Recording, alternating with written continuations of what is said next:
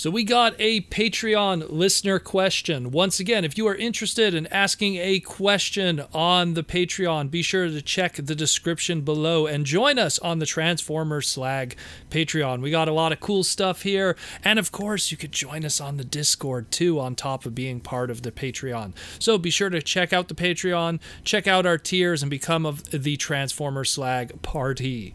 So, we got a Patreon listener question. It is from TheGreySkull, and TheGreySkull asks, Happy holidays, Proto-Man. I was hoping to make it to TFCon in Orlando in March, but with the holiday finances and it being 3 months away, I just could not swing it. That kind of sucks, actually. It got me thinking about the hobby and maybe dialing it back. I ain't quitting collecting. I'm just rethinking my spending. Has it ever come up with you or anyone within your crew? TheGreySkull. Oh man, I've done like panels about this quite a few times. Now, the thing is that, well, first thing, it sucks that you can't make it to Orlando. I know, you know what? I don't blame you. It's the first time we've had a TFCon where there's like 3 of them in a year, so it's a lot to take in. It's a lot of cons, and Orlando is not the cheapest place to fly out to. I know it was one of the probably my most expensive BotCon when I did BotCon Florida. So I get it, man. It's cool. To answer your question, has it ever come up when it comes to dialing it back? Oh, of course, of course. I want to say between 2001 and until up about, I want to say 2010, 2011, I was a 100% Transformer completist. Meaning that, like, in 2001, we're talking, like, just when Armada was hitting. If it had the Transformer logo on it, I had it. It could have been wrapping paper, it could have been candy, it could have been signage. I had to have it. And it was a lot easier, especially back then, too, because during Armada, I mean, you know, when it came to Armada, what was there of supplemental products, not just action figures? You know, you had your odd flashlight, you know, maybe a cup, maybe a t-shirt, but there wasn't very much, so it was a lot easier to do that. And I kept doing that for years, you know, through Energon and getting every single alternator figure, every single price point, every single variation. And again, it was a lot easier because in Armada, you pretty much had just the base figures. You know, you didn't have like one character with multiple price points. It was a very different time. And then when Cybertron rolled around, Cybertron started playing with the idea of a character on multiple price points. So you could have an Optimus Prime as a Legend scale, you could have an Optimus Prime as a Deluxe, and you could have Optimus Prime as a Leader class. And of course, you know, at that same time, you had Sidelines, so you had also Titaniums was doing its thing. Alternators was still kicking around at the time. Then you had all the Japanese stuff, like Robot Masters was still doing its thing. So that was also, but I still was able to trek forward. Then when the movie stuff came, that's when it kind of made me start to reevaluate things, because the 2007 movie came out and it was just so much. Because I tried to apply my same purchasing habits of buying everything, including merchandising. And it was impossible because, you know, something like Energon didn't have, you know, fishing rods, tackle boxes, notepads, posters, throw pillows, blankets, you know, plushies, like, and that was all 2007 movie. And I'm just skimming the surface of all the merchandising that they did with the 2007 movie, sticker books, you know, all kinds of stuff. It was crazy. So, but I was still tackling it from the toy standpoint, at least, you know, full throttle. And I was like getting every, you know, fast action battler, robot replica, robot hero, you know, every subgenre, screen action battle, this and that, every price point, Voyager, Deluxe, Leader class, the Ultra scale for the odd figure, everything. And I turn my head and I look at the 2007 to about 2000, I would have to say 2010 movie display, and every single product that ever came out is there. And it's crazy when I think about it. You know, if there was a Walmart exclusive, a Target exclusive, I went out of my way to find it. If there was a robot hero that had a specific release because of a specific DVD release, well, I just own the movie 3 times now just to get that specific robot hero of Cliff Jumper. which was just a red repaint of the Bumblebee robot hero, the movie one. So, you know, I went through this whole phase where I was just buying it all.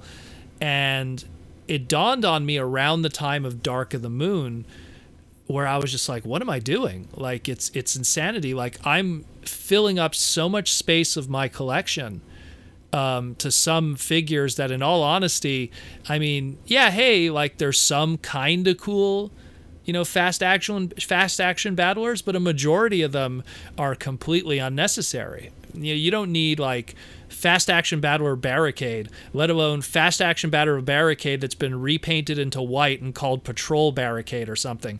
Both toys are not that great to begin with, let alone getting the ugly non-movie accurate repaint. It got a little crazy, and I started dialing it back myself. And I noticed that as I started to dial it back around 2010, that kind of freed up money that could go towards more important Transformer purchases. That could go, you know, like instead of spending, I mean, when you think about it, I've said it many times on the podcast, you buy an entire wave of deluxes, even back then, you know, you're talking $80. Today it's even more. Today it could run you sometimes $120, depending on what you're buying exactly. If it's a studio series as opposed to, say, a Siege or Earthrise in this climate. But you had a time where, you know, an entire wave of deluxes set you back $80 after taxes, and then you go to BotCon and you look at that Japanese exclusive G1 figure, or alternatively just that G1 figure that you're missing, and going, oh man, I can't afford $80. But here you go buying like 4 deluxes from, you know, movie 1 that in all honesty you're not going to care about in a couple of years. And then the reality especially was a lot of those toys ended up becoming ridiculously cheap in the secondary market later. So yeah, I started dialing back heavily, and my purchasing habits today are ridiculously dialed back compared to who Proto Man was in 2007. 2007 Proto Man would go to Toys R Us, Walmart, or whatever, and if he didn't have it, he left with it. Proto Man today goes to Toys R Us and sees a lot of stuff that he doesn't have from Cyberverse, a lot of stuff that he doesn't have from Siege or what's going to be Earthrise or Studio Series, and I leave with a lot of stuff that I don't have there on the shelves because I wait for sales, or it's just something that is a shallow repaint that just doesn't interest me. Like, it has to really have a good reason. And that was just me dialing back. Now, you also asked like others within the crew. I've seen it, all my fellow Transformer collectors have dialed back in some shape or form. I knew guys that were hardcore classics-esque collectors. I mean, you could use the term chug. I'm not a big fan of the term chug, but, you know, Classics Universe, Generations, Reveal the Shield, whatever you want to call it. That whole classics-esque going into what we have now as Siege and Earthrise. I had like collectors who were friends of mine that just collected that vividly. And then at one point, they're just like, you know what? I'm getting rid of it all. I'm going to focus on Masterpiece. Masterpiece and high-end third-party Masterpiece-esque. And some guys just do that. And they don't really ever dive. They don't even look at retail unless it's a really obscure character or their favorite character.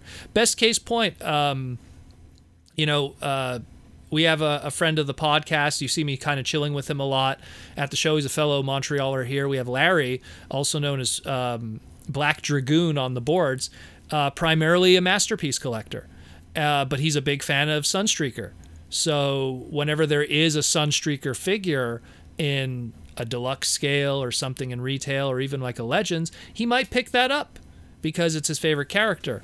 So, you know, but at the same time, he's primarily a Masterpiece guy. And when, you know, where probably a couple of years ago, I remember seeing his collection, he had Transformer Prime toys. He had this and that. And a lot of people have kind of dialed it back because I don't see Larry picking up any Cyberverse stuff. So a lot of people kind of, they have this epiphany and they kind of reevaluate what's important with them in the hobby, because Transformers really evolved from, it used to be kind of, you had a main line and a very small subline, and then it became where the main line became the subline, and the main line now is everything.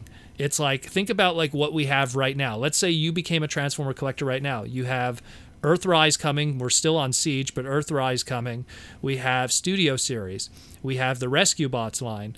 We have the main line of Cyberverse right now. And then if you're really like staring at that shelving and going, well, what else is there that I could pull? You got bots. You know, there's so much just coming at you that it's like, I mean, you could just, you know, drive yourself crazy just as a bots collector with all the blind pack stuff and the variants and everything and the hunt of that and knowing codes. And then you have like all the, like within certain genres of sublines, like, oh, hey, here's movie lines, right? That's great. And then within that, there's tiny turbo changers, which is another blind pack kind of thing. Or they have the Jada movie series stuff, the little movie die-cast figures that don't transform. Not figures, vehicles. So it's just this giant animal right now, let alone talking about the TCG, let alone talking about comic book collecting. We're just talking toys. And it's pretty crazy.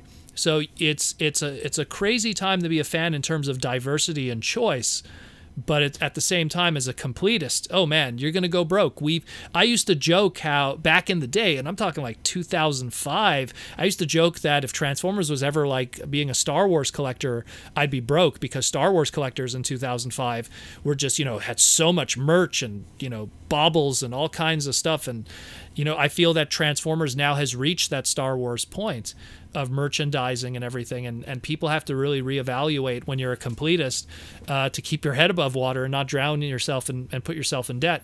I've never done that to myself. I've been very good with my money, and I've talked many times on the podcast and on panels at TFCon about how to be smart with your money as a Transformer collector, but I have been to points where I've left Toys R Us and looked at the bill and went, wow, that was a lot. You know, like I think the most I ever spent in a single trip to Toys R Us, and I think I've mentioned this before, was Energon. The first wave of Energon, when that hit, I think I left Toys R Us. Now keep in mind, this is Canadian numbers. I think the bill came to like $310. And now, you know, obviously today, like we look at like, oh man, you just pick up Triptychon or Omega and that's already half of that right there. But back then it was like, you know, all the deluxes, all the leader classes, all the, the ultras, the Titan class, not the Titan, the Supreme class that was Unicron. Like they had also all the deluxes, all the Micromaster / Omnibot scale. So like I remember I just sweeped that whole wave and then looked down at my bill, and here it is at like $310, and I'm telling you, I must have that bill still somewhere, just because I remember it just being so crazy. And just 2 gigantic bags, and those big Toys R Us bags back in the day of toys, coming home and just going like, oh man, and the amount of bubbles and wasted plastic and stuff in the recycling bin afterwards. Because it was just nuts. It was just nuts how much I just spent in that one sitting. And back at that time, I was still working at Burger King. And I mean, that was a whole paycheck, practically. It wasn't the whole paycheck, but it was almost the whole paycheck. Like, there it goes, gone. 2 weeks of work. 2 weeks of work. Boom. Snap your fingers, it was gone. So you got to be a little smarter with that, you know, especially when it comes to retail. And I did that a lot, dialing it back throughout the years, just because I realized that, you know, now that I'm a homeowner, you know, now that I'm a, you know, I was always a car owner, but a car owner more so today, you know, because it's now a new vehicle, I want to take care of it. So I do regular oil changes instead of just beating it when I used to street race back in the day. It's a long story. But the point is that more responsibility now, dialing it back, and you're not the first to have to worry about it, so don't feel alone. Because, I mean, I could think of so many examples of friends within the fandom that used to go balls to the wall with their purchases, and now they've dialed it back heavily because there's just... And it's not even a matter from a completist standpoint. Also, at the same time, look, if it doesn't speak to you, you know what I mean? If something doesn't interest you, you shouldn't feel guilty not buying it. I mean, I was a completist, so I was buying a lot of stuff that, in all honesty, which is sad when you think about it on a core level, didn't interest me. Do you know how many of those like fast action battlers I must have opened up, transformed once, and then put it on the shelving, and then that was it, and they've never been touched ever since? And if those are figures that if I had to like give a review or talk about them as a critique as an adult collector who expects like high articulation stuff, these things are terrible for me. They're made for, like, it's almost like a preschooler level. It's like the precursor to rescue bots in a lot of ways, some of these fast action battlers, because it's just, it didn't serve a purpose for me as an adult collector who was enjoying the movies and really just wanted, I guess, it didn't exist at the time, but let's say that those movie human alliances later into the studio series and masterpiece movie stuff, like that's the stuff that I really would have bought. But what's crazy is back then, if you would have handed me a movie masterpiece barricade, I probably would have still bought the deluxe, the fast action battler, the robot replica, because I was a completist, and that's not a healthy way to be collecting in this modern age, unless you are ridiculously loaded. You know what I mean? And you just have endless space. And I'm not ridiculously loaded, and I don't have endless space. Everyone sees videos of my collection. Yes, it's a beautiful, huge room. But what's crazy is that when I first started building this room, like, animated was a thing. And I look at, like, how much space was taken up to that point in animated in 2008, 2009, and then what had come 10 years after the fact. I mean, that space disappeared very quickly. Movie toys take a lot of space. There's a lot of really good masterpieces. I don't even really collect third party that much. I can't even imagine if I dipped heavily into, I mean, I have third party stuff, don't get me wrong, but my collection of third party, I will openly admit, is smaller than almost 90% of the people who actually do collect third party. I'm very specific with third party stuff. Maybe that's also what saves me a lot of money too, is because I don't really just buy any third party masterpiece item. Oh wow, look at this masterpiece third party blur, gotta get it. And then, you know, because me, I kind of also feel like one day it'll happen and I got time. But yeah, that's the long short answer of it is, yeah, I've dialed it back, and you shouldn't feel bad about it. I never say you should quit the hobby, especially when there's so much to enjoy from the hobby. That's more than just Transformers, but the people, the fiction, the toys is just one aspect. Transformers, in a lot of ways, has evolved into a lifestyle brand, like Star Wars, like Star Trek, like the Marvel brand is now, especially with the cinematic universe, where, you know, there's so much that you could enjoy from Transformers without ever having to buy a retail product of a plastic toy. You know, it's something where dialing back isn't something to feel guilty about, because there's so much that you could enjoy while still being a Transformer fan, and not buying an action figure is not going to make you any less of a fan. And that's coming from a guy who used to buy it all. So I hope that answers your question, TheGreySkull. And I hope you're having a great holiday too, guys.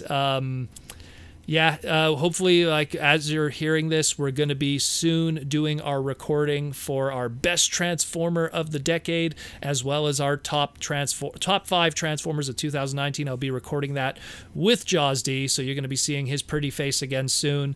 And as again, guys, you know, happy holidays. If you enjoy what we do, we have our Patreon, and you get to do this little thing with our listener questions. So be sure to check that out. And again, as always, roll.